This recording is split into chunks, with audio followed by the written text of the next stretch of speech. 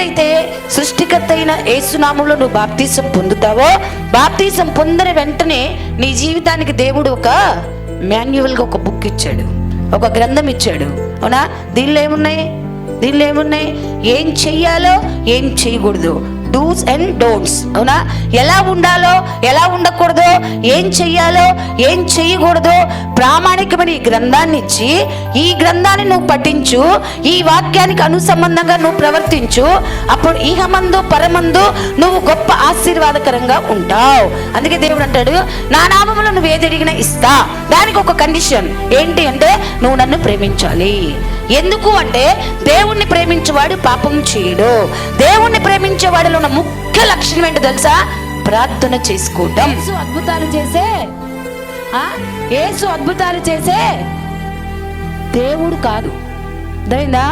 యేసు మన ద్వారా అద్భుతాలు చేయిస్తూ తన నామానికి ఘనత తెచ్చుకునే పరాక్రమవంతుడు.